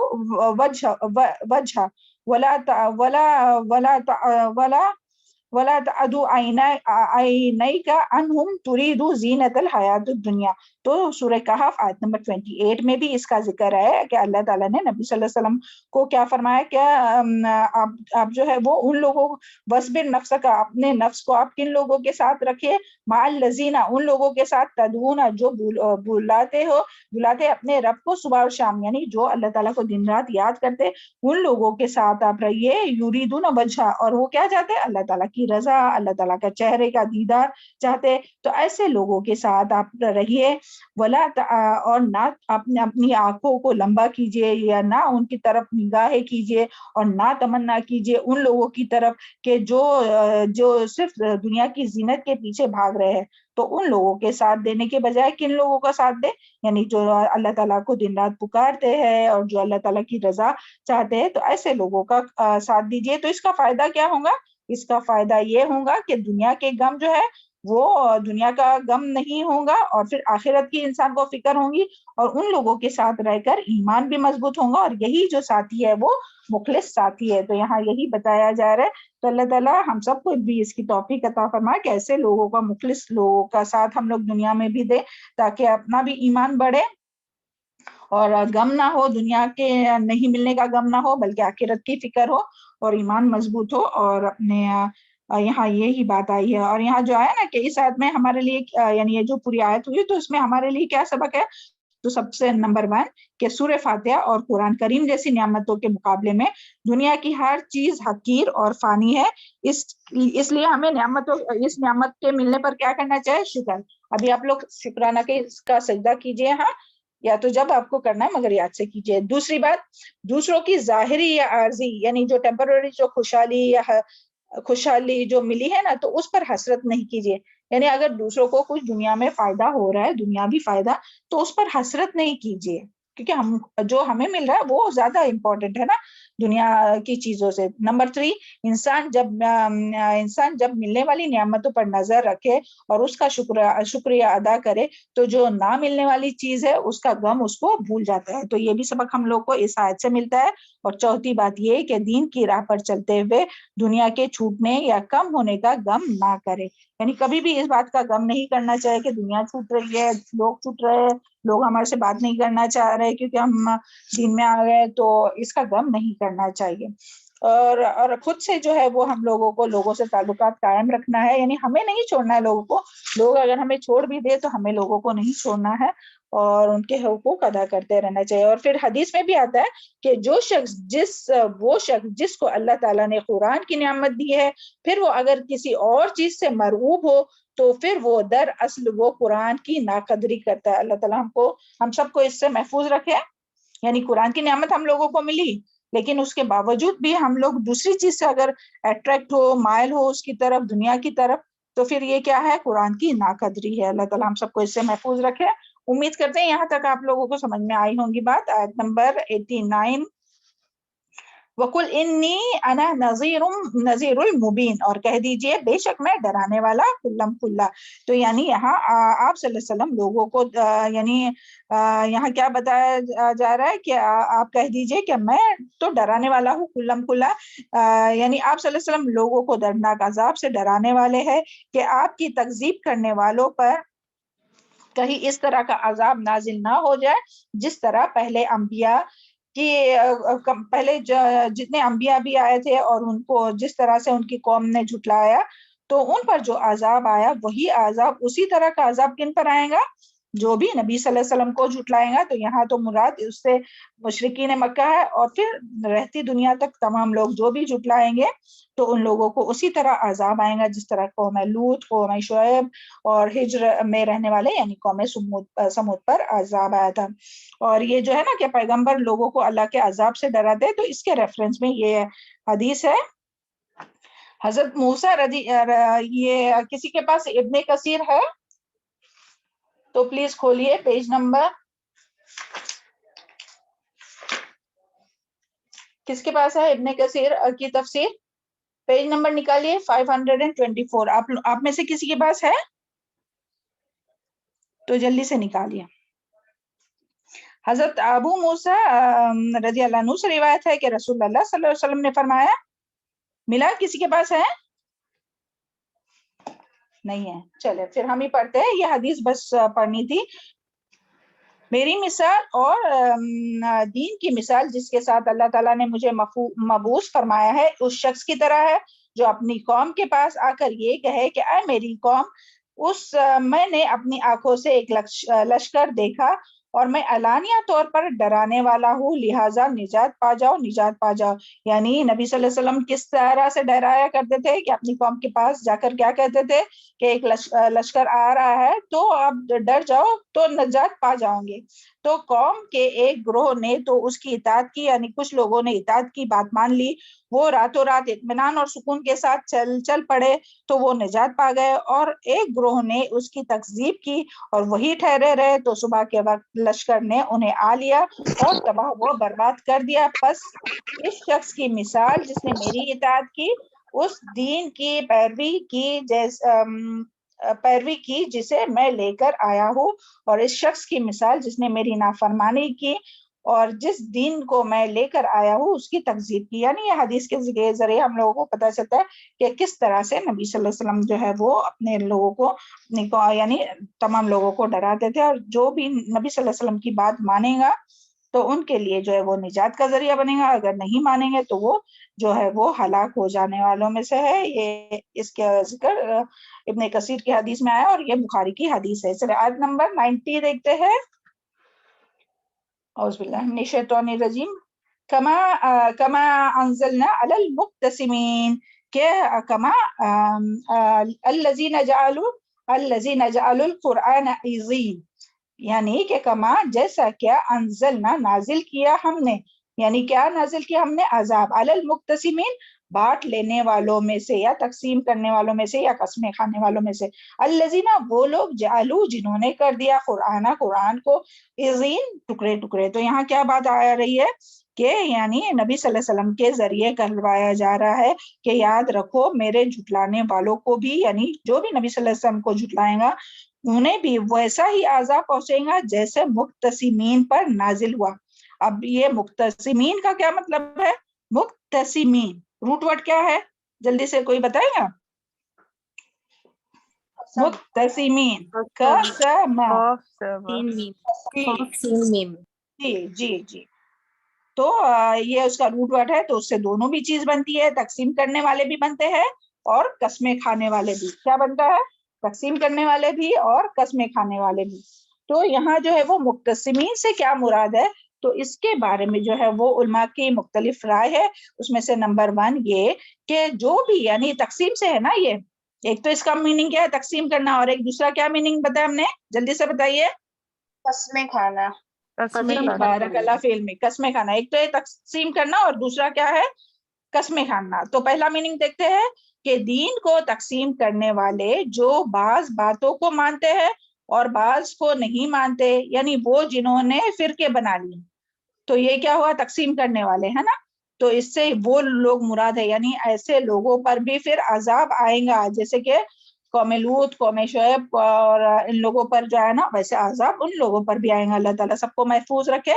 اور دوسرا اس کا جو معنی تھا نا کہ قسمیں کھانے والے، تو وہ قسمیں کھانے والوں کے بارے میں آتا ہے کہ جس طرح سے قرآن میں بھی آیت آتی ہے نا، وہ اقسموا باللہ جہد ایمانہم، اور انہوں نے قسمیں کھائی اللہ کے نام سے پکی قسمیں، یعنی کس کے خلاف قسمیں کھائی؟ پیغمبروں کے خلاف، یعنی قوموں نے پیغمبروں کے خلاف پیغمبروں کی مخالفت پر قسمیں کھائی، جس طرح سے صالح علیہ السلام کی قوم نے کھائی تھی، جنہوں نے قسم کھائی تھی کہ صالح علیہ السلام کو اور ان کے گھر والوں کو رات کو قتل کریں گے۔ اور اسی طرح ہم لوگ جانتے ہیں کہ نبی کریم صلی اللہ علیہ وسلم کے بھی خلاف جو سازش کرنے والے تھے انہوں نے بھی قسمیں کھائی تھی کہ آج رات جو ہے وہ آپ کا کام تمام کر لیں گے۔ اور بعض کا کہنا ہے کہ بعض کہتے ہیں کہ اس سے مراد قریش، اور اس سے مراد ساری چیزیں آئیں گی، ہاں یعنی جو بعض ہے نا تو اس سے مراد ساری چیزیں آئیں گی۔ اور بعض کہتے ہیں کہ اس سے مراد قریش کی قوم ہے جنہوں نے اللہ تعالیٰ کی کتاب کے ٹکڑے ٹکڑے کر دیے، بعض کو شعر کہا، بعض کو سحر کہا، شاعری یعنی نا شاعر سے شاعری کہا، بعض کو سحر یعنی کہ جادو کہا، بعض کو کہانت کہا، اور بعض کو کیا کہتے تھے؟ یہ تو پہلوں کی کہانیاں ہیں، اس طرح سے وہ لوگ کہتے تھے۔ اور بعض کہتے ہیں کہ اس سے مراد اہل کتاب ہے اور قرآن سے مراد تورات ہے۔ تو یہ ساری چیزیں یعنی اس میں آئیں گی، یعنی جو دین کے ٹکڑے ٹکڑے کرتے ہیں وہ لوگ بھی آئیں گے، اور جو فرقے بنا لیے وہ لوگ بھی آئیں گے، اور پھر اس میں وہ لوگ بھی آئیں گے جو قسمیں کھاتے ہیں نبی صلی اللہ علیہ وسلم کے خلاف، وہ لوگ بھی آئیں گے، اور جو اپنی کتاب کے جو ٹکڑے ٹکڑے کرتے ہیں نا وہ بھی آئیں گے۔ یعنی قرآن مجید کو بھی ٹکڑے میں بانٹ دیا نا کہ بعض کو تو یعنی وہ جب اہل کتاب جو ایسا کرتے تھے نا تو وہی تو مسلمان بھی فالو کر رہے نا۔ اہل کتاب کیا کرتے تھے؟ جو بات ان کو اچھی لگتی تھی، ایزی لگتی تھی، اس پر وہ لوگ عمل کرتے تھے، اور جو ٹف لگتی تھی، ان کے اپنے مرضی کے خلاف تھی، تو اس کو ان لوگ چھوڑ دیتے تھے۔ تو اسی طرح آج ہم مسلمان بھی ہے، اللہ تعالیٰ ہم سب کو معاف کرے۔ اللہم اغفر لی وللمؤمنین والمؤمنات والمسلمین والمسلمات والاحیاء منہم والاموات۔ تو مگر اسی طرح ہوتا ہے کہ بعض کو لیتے ہیں، بعض حصے کو چھوڑ دیتے ہیں۔ تو اللہ تعالیٰ ہم سب کو اس سے محفوظ رکھے، اور قرآن پر ایز اٹ از جیسا ہے ویسے پورے کے پورے قرآن پر عمل کرنے کی توفیق عطا فرما، اور جو بھول ہو رہی ہے، جو چوک ہو رہی ہے، اللہ تعالیٰ معاف فرمائے۔ تو اس کے بارے میں ہے کہ قرآن مجید کو کس طرح سے ٹکڑے ٹکڑے کیا گیا، یعنی آج جو ہے وہ جس طرح اہل کتاب نے کیا اسی طرح مسلمان بھی تو کرتے ہیں اپنی کتاب کو ٹکڑے ٹکڑے، اور وہ کس طرح سے کہ قرآن کے ایک حصے پر تو عمل کرتے ہیں اور بعض کو دوسرے کو چھوڑ دیتے۔ اور پھر اسی طرح وظیفے میں یا ایسے ہی یعنی چند صورتوں کو بس ڈیلی جو ہے وہ اپنا حصہ بناتے ہیں کہ ہاں بس ڈیلی جو ہے وہ وہی صورتیں پڑھتے ہیں یا وہی آیتیں پڑھتے ہیں، کہ بس یہ یا وہ ایک آیت لے کر اس کے گرد جو ہے وہ سمجھتے ہیں کہ دین جو ہے بس یہ ایک آیت پر ہی ہم لوگ عمل کریں گے تو بس ہو جائے گا، اور باقی پورا قرآن نہ اس کو پڑھنے کی نہ اس کو سمجھنے کی کوشش کرتے۔ ابھی جیسے وہ اپنے آپ لوگوں کو پتا ہوگا نا، پنچ پارا پتا ہے آپ لوگوں کو؟ پنچ پارا معلوم ہے کیا بولتے ہیں؟ جی میم پنسورا، ہاں سوری پنسورا بولتے شاید، ہاں ہاں۔ تو اس میں کیا رہتا ہے بتائیے؟ پوری رہتی ہے میم، سلیکٹڈ سورہ رہتے ہیں میم، ہاں سلیکٹڈ سورہ کرتے ہیں، اور پھر کیا کرتے ہیں؟ اس کو بس وہی سورہ پڑھتے ہیں، وہی روزانہ پڑھتے ہیں۔ ہاں دیکھیے پنسورا نا، ہاں تو اس کو کیا کرتے ہیں کہ بس یعنی صبح میں اٹھیں گے تو یہ سورہ، شام میں یہ سورہ، تو یہ پڑھیں گے تو وہ ہوگا، وہ پڑھیں گے تو وہ ہوگا، وہ چلے جو اگر اس سے ثابت ہے حدیث سے تو پڑھنے میں کچھ غلط بھی نہیں ہے، لیکن اس کا مطلب یہ بھی نہیں ہے کہ پھر باقی پورا قرآن چھوڑ دیا جائے۔ اور یہ صرف اس کے لیے تو نہیں آیا نا کہ صرف دنیائی پریشانی یا دنیائی کچھ چیز حاصل کرنے کے لیے، قرآن تو آیا ہدایت کے لیے۔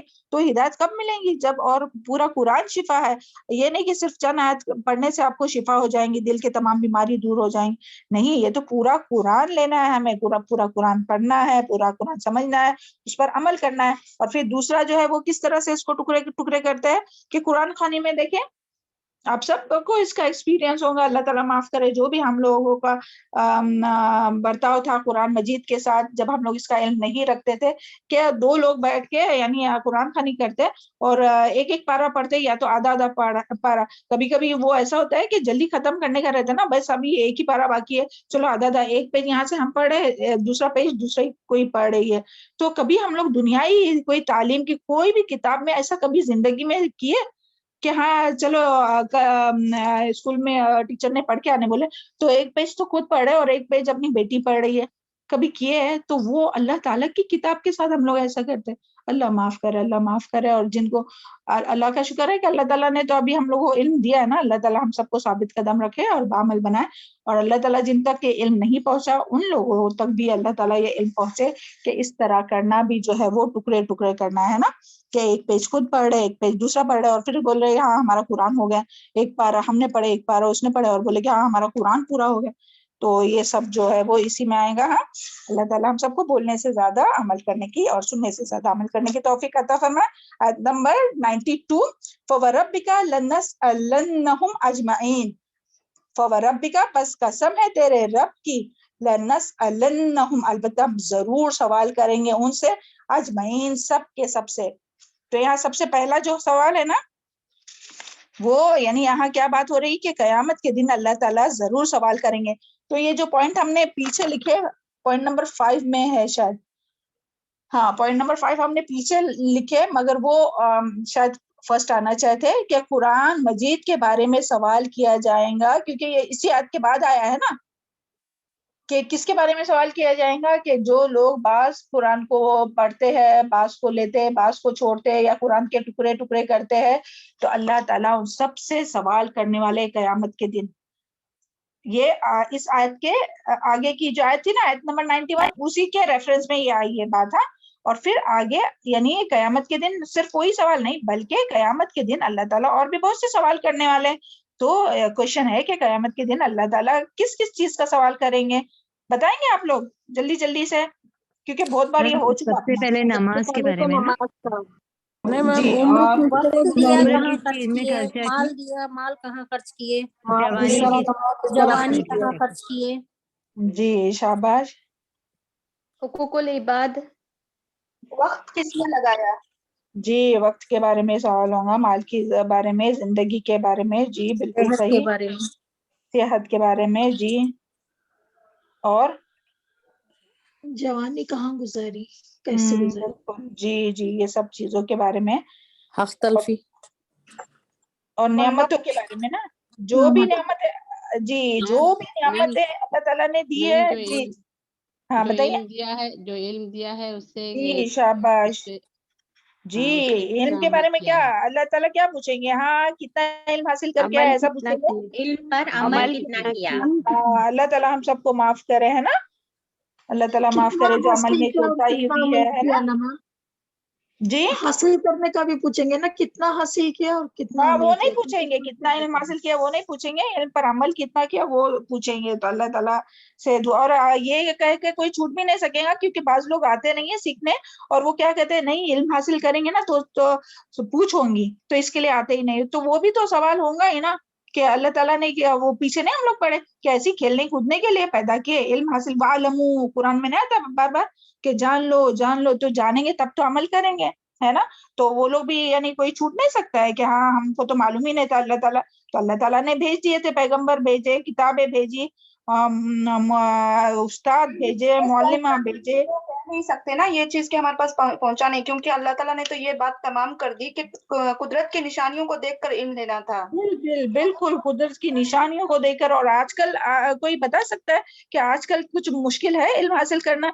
एक फिंगर टिप पर ये अपने हाथ में है, अपने पास, कहाँ से हम लोग इल्म हासिल करते हैं, सुभान अल्लाह। तो कोई भी बच नहीं सकेगा, और जो भी नेमतें हम लोगों को मिली उन सब के बारे में इल्म होगा। तो ये अभी जो अपने सारी बातें बताए ना उन तमाम बातों के बारे में, और उसके बावजूद एक क्या होता है, अबू अल आलिया जो है वो कहते हैं कि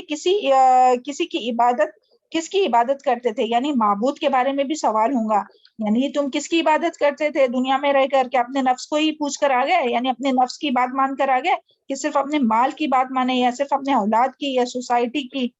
होता है ना माबूद बनाते हैं इंसान, कोई माल को माबूद बनाता है, जो माल हुक्म देगा वो करता है, कोई अपने बच्चे अगर अपने को नाफरमानी का भी हुक्म दे रहे तो वही कर रहे, या कोई अपने सोसाइटी को नहीं लोग क्या कहेंगे उनकी बात मानते हैं, या अपनी ख्वाहिशात। अफरायत लजी, क्या तुमने देखा ऐसे शख्स को कि जिसने अपने नफ्स को अपना इला बनाया? तो कोई अपने नफ्स को अपना इला बनाता है, तो अल्लाह ताला पूछेंगे किससे, عبادت یعنی معبود کس کو بنایا تھا، اور دوسرا یہ کہ رسولوں کو کیا کہا، یعنی رسولوں کی بات مانی کیا نہیں مانی، یعنی رسولوں نے جو تم کو پیغام دیا جو تو وہ بات مانی یا نہیں مانی. تو ان تمام باتوں کے بارے میں سوال ہوگا ہم لوگوں سے. چلے آیت نمبر 94 میم وہ سورہ ملک کا بھی ہے نا میم، سورہ ملک میں جو ہے ہاں بتائیے، آیت نمبر 8 اور 9 ہاں بتائیے جلدی کہ سے. داروغہ پوچھیں گے کہ کیا تمہارے پاس کوئی ڈرانے والا نہیں آیا تھا، تو وہ جواب دیں گے کہ بے شک آیا تھا لیکن ہم نے جھٹلا دیا. تو بالکل اس سے تو کنفرم ہو جائے گا کہ ان تک بات پہنچی تھی لیکن پھر بھی انہوں نے جھٹلایا. جی بالکل. دیکھیں یعنی بات تو پہنچی مگر جو ہے وہ اپنی جان بوجھ کر جو ہے وہ بات کو مانے نہیں اور بات کو جھٹلا دیا. جزاک اللہ خیر. ہے نا. چلے نیکسٹ دیکھتے ہیں آیت نمبر 94. اب لوگ کے گروپ کا بھی ٹائم ہو گیا ہے. فَاصْدَعْ بِمَا تُؤْمَرُ یعنی پس کھول کر سنا دو اعلانیہ سنا دو، بما ساتھ اس کے جو تؤمرو تم حکم دیے جاتے ہیں، وہ عارض اور اعراض برتو، عن المشرکین مشرکوں سے اعراض برتو. تو یہاں جو ہے وہ اللہ تعالیٰ کس بات کا دیکھے، جب شروع میں جب اسلام یعنی جب نبی صلی اللہ علیہ وسلم کو نبوت ملی تو کیا فوراً سے اعلانیہ نبی صلی اللہ علیہ وسلم تبلیغ کرتے تھے یا اعلانیہ نماز پڑھتے تھے یا اعلانیہ سب دعوت دیتے تھے؟ بتائیے جلدی سے. نہیں میڈم نہیں کرتے تھے، پہلے 3 سال تو خاموشی سے کرے. جی بارک اللہ فی علمکم صالح مالک. پہلے تو اعلانیہ نہیں خفیہ طور پر کرتے تھے، 3 سال تک جو ہے وہ کسی کو خبر نہیں ہونے دیتے تھے. اندر گھروں میں ہی چپکے ایک دوسرے سے ملتے تھے.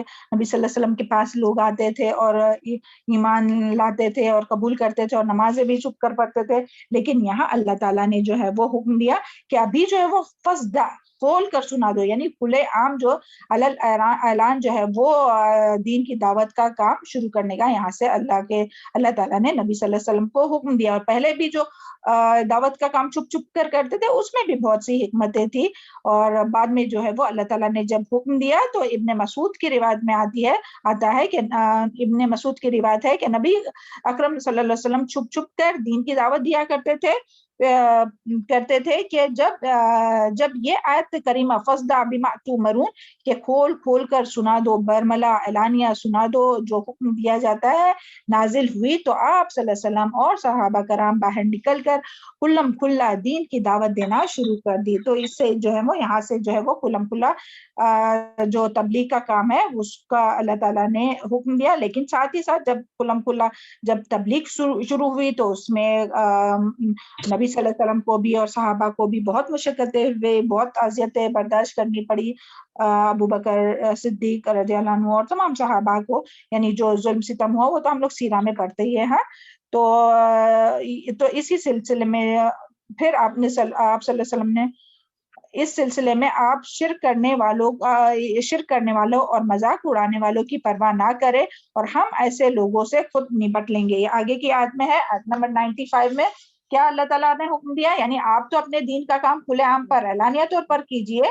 اور پھر اللہ تعالیٰ نے کیا حکم دیا، وَأَعْرِضْ عَنِ الْمُشْرِكِينَ یعنی جو شرک کرتے ان لوگوں سے آپ اعراض برتیے. إِنَّا كَفَّيْنَاكَ الْمُسْتَهْزِئِينَ یعنی بے شک ہم کافی ہے آپ سے مذاق اڑانے والوں کے لیے. تو یہاں کیا بات ہے کہ بے شک ہم کافی ہے آپ سے مذاق اڑانے والوں کے لیے، یعنی اللہ تعالیٰ یہاں نبی صلی اللہ علیہ وسلم سے فرما رہے ہیں کہ جو لوگ آپ کے دین کا مذاق اڑا رہے ہیں ہم ان کے مقابلے میں آپ کی مدد کریں گے، اور جو شرک کر رہے ان کے مقابلے میں جو لوگ مخالفتیں آپ کی کر رہے ہیں اس کے مقابلے میں، اور جو آپ کی مذاق اڑا رہے ہیں تو ان کے مقابلے میں ہم آپ کے لیے کافی ہو جائیں گے. اور اس میں یعنی اس کی بھی بہت سی تفسیر ہے لمبی، مگر بس ہم اس کو شارٹ کرتے ہوئے چلتے ہیں. اور یہاں جو ہے نا وہ ابن کثیر میں جو ہے وہ یعنی بہت سے لوگ مخالفت کرتے تھے، لیکن یہاں 5 سرداروں کے نام جو دیے ہوئے ہیں وہ بنو اسد سے، جو پہلے ہے بنو اسد سے اسود بن مطلب، پھر بنو زہرا سے، یہ زہرا آیا بنو زہرا سے اسد بن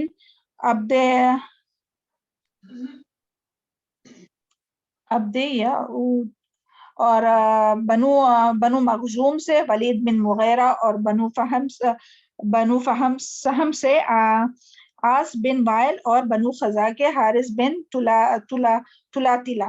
تو یہ لوگ جو ہے وہ مذاق اڑانے میں بہت آگے تھے، یعنی ایک دم یہ سٹارٹنگ کی بات ہے کہ یہ لوگ یعنی غزوہ بدر تک بھی نہیں رہے، اور اس سے پہلے ہی جو وہ یہ سارے لوگ جو ہے جو آگے تھے مذاق اڑانے میں، مخالفت کرنے میں، تو یہ غزوہ بدر سے ہی پہلے جو ہے وہ سارے فوت ہو گئے، اور وہ بھی ایسے کہ بہت چھوٹی چھوٹی، یعنی کسی کو پیر پہ زخم لگا، یعنی جبرائیل علیہ السلام کے ذریعے اللہ تعالیٰ نے یہ سب کروایا.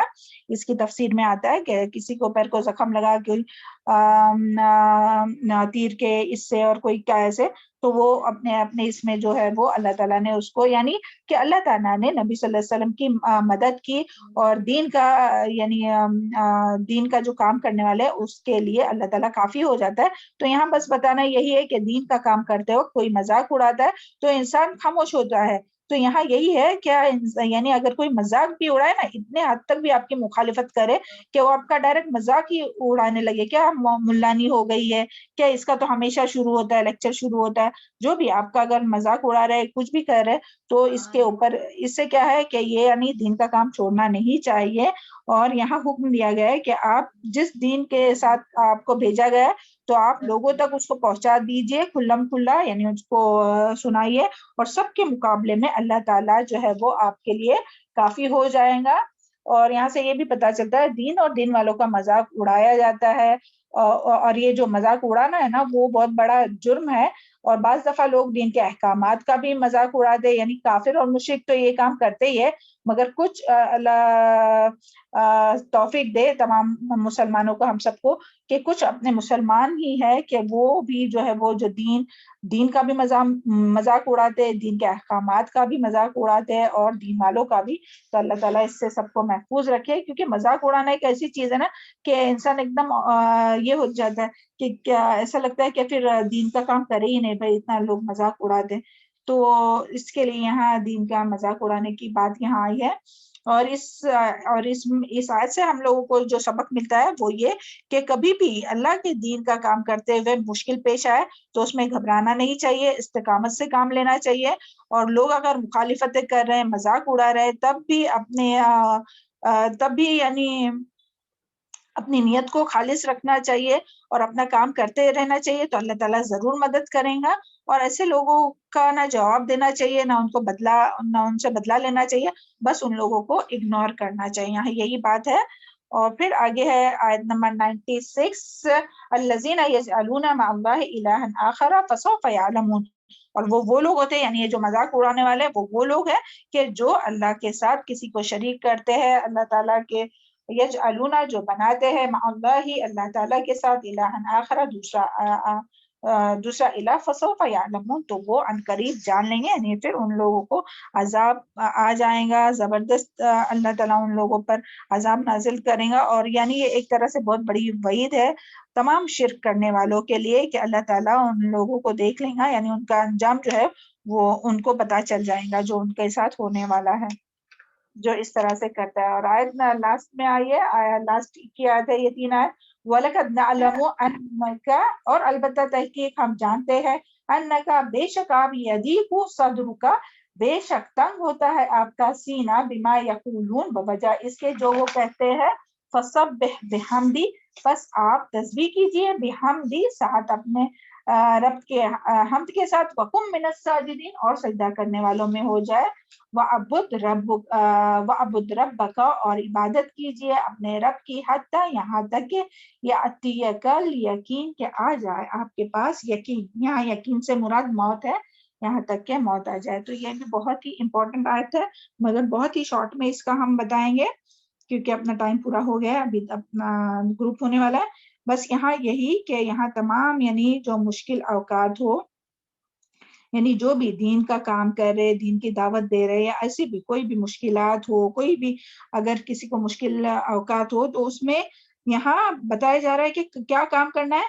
ایک تو تسبیح کرنا ہے، اللہ تعالیٰ کی عبادت کرنی ہے اور سجدے کرنا ہے. تو اور وہ کب تک کرنا ہے؟ جب تک کہ موت نہیں آئے تب تک یہ سارے کام جو ہے وہ کرتے رہنا ہے. یعنی جب ان مشرکوں کے مذاق اڑانے سے، ان کی اذیت دینے سے اور ان کے ایمان نہ لانے کی وجہ سے آپ صلی اللہ علیہ وسلم کا سینہ جو ہے وہ تنگ ہو جاتا ہے، گھٹ جاتا ہے، تو گھٹن محسوس ہوتی ہے، تو یہاں آپ صلی اللہ علیہ وسلم بھی اور آپ صلی اللہ علیہ وسلم کے ذریعے ہم سب کو بھی بتایا جا رہا ہے کہ جس کو بھی یعنی دین کے کام میں یا دین کے کام میں مشقت پیش آئے یا مشکل ہو تبلیغ کے کام میں سیکھنے، یہ ابھی ہم لوگ طالب علم ہے نا، ہم لوگ تو دعوت کا کام نہیں کرتے مگر ہم لوگ طالب علم ہیں، تو اس میں بھی ہم لوگ کو تو آتی ہے نا مشقت، کتنے لوگوں کی بات بھی سننا پڑتی ہے اور کتنے کیا بھی، تو آتی ہے مشقتیں آتی ہے دین کے کام میں، تو اس پہ اس کا علاج یہاں بتایا جا رہا ہے۔ تو پھر کیا کرنا چاہیے؟ پھر اللہ تعالیٰ کی طرف رجوع کرنا چاہیے، تسبیح اور تقدیس کرنا چاہیے، اللہ یعنی اس میں مشغول ہونا چاہیے، نمازیں ادا کرنا چاہیے، یعنی فرائض کے ساتھ ساتھ نفل نمازیں بھی ادا کرنا چاہیے۔ اور ذکر اذکار سے کیا ہوتا ہے کہ ذکر اذکار جو ہے وہ دل کی گھٹن کا علاج ہے، اللہ بذکر اللہ تطمئن القلوب، کہ بے شک اللہ تعالیٰ کے ذکر میں ہی دلوں کو جو ہے وہ سکون ملتا ہے، اور یعنی اسی کی وجہ سے پھر یعنی دین میں جو بھی دین کے سلسلے میں جو بھی تکلیف آئے تو اس کو برداشت کرنے کی ہمت بھی ملتی ہے، ایک تو سکون ملتا ہے، پھر تکلیف برداشت کرنے کی ہمت، حوصلہ بھی ملتا ہے، استقامت بھی نصیب ہوتی ہے، یعنی اگر تھک بھی رہے تب بھی استقامت بھی نصیب ہوتی ہے۔ اگر یہ سارے کام ہم لوگ ساتھ ہی ساتھ کریں گے تو ذکر اذکار اور ساتھ ہی ساتھ سجدہ کرنا، اللہ تعالیٰ کی عبادت کرنا، اللہ تعالیٰ کی طرف رجوع کرنا، اور اس کے ریفرنس میں ایک حدیث آتی ہے، یہ اوپر دیکھیے اب ٹاپ پر ہے، کہ حدیث میں آتا ہے یہ چاشت کی جو نماز ہوتی ہے نا 4 رکعت، اس کے بارے میں ہے، یعنی وہ جو ہے وہ پورے دن کے لیے کافی ہوتی ہے۔ تو اس کا اگر ابھی تک کوئی اس کا ریگولر نہیں کسی کے عمل میں ہے تو آج جب یہ سنے نا یہ آیت اور اس کی تفسیر، کیونکہ ہم لوگ الحمدللہ قرآن سے جڑے ہوئے ہیں، قرآن کے طالب علم ہیں، تو ہم لوگوں کو سب سے زیادہ اس پر عمل کرنا چاہیے، کیونکہ آئے دن کوئی نہ کوئی مشقت، کوئی نہ کوئی تکلیف، کوئی نہ کچھ ہوتے ہی رہتا ہے دین کے راستے میں، ہے نا۔ تو استقامت کے لیے ہم لوگوں کو کیا ضروری ہے، یا کسی کی باتوں سے دل گھٹتا ہے نا، کہ کوئی اپنے ہی ہے بیچارے وہ نہیں بات کرنا چاہتے تو اسے بھی دل کی گھٹن، تو اس سب کے لیے ہمیں بہت زیادہ ذکر اذکار کرنا چاہیے بہت کثرت سے، اور ساتھ ہی ساتھ نمازوں کی کثرت کرنا چاہے فرائض کے ساتھ ساتھ، اور اس میں یہ جو ہے وہ ایک یہ جو صبح کی جو 4 رکعت ہے نا جس کو ہم لوگ چاشت کی نماز کہتے ہیں، تو اس کے بارے میں آتا ہے حدیث کے نبی صلی اللہ علیہ وسلم نے فرمایا، اے ابن آدم، دن کے ابتدائی حصے میں 4 رکعتیں پڑھ لے، پڑھنے سے عاجز نہ آؤ، میں دن کے آخر تک تمہیں کفایت کروں گا، یعنی کہ اگر کوئی دن کے شروع میں 4 رکعت نماز پڑھے گا تو اللہ تعالیٰ جو دن کے آخر تک کفایت کریں گا، یعنی اللہ تعالیٰ اپنے ہر کام کو سنوار دیں گا۔ اللہ تعالیٰ ہم سب کو اس کی توفیق عطا فرمائے، اس کو یاد رکھنے والا بنائے۔ تو یہاں یہ کویشچن تھا آپ لوگوں کے لیے ہے، یہ کویشچن آپ کو آنسر لکھنا ہے کہ دین کے راستے پر آنے والی مشکلوں کے وقت کیا کرنا چاہیے، اس کا آنسر آپ کو خود لکھنا ہے، اور کیا نہیں کرنا چاہیے۔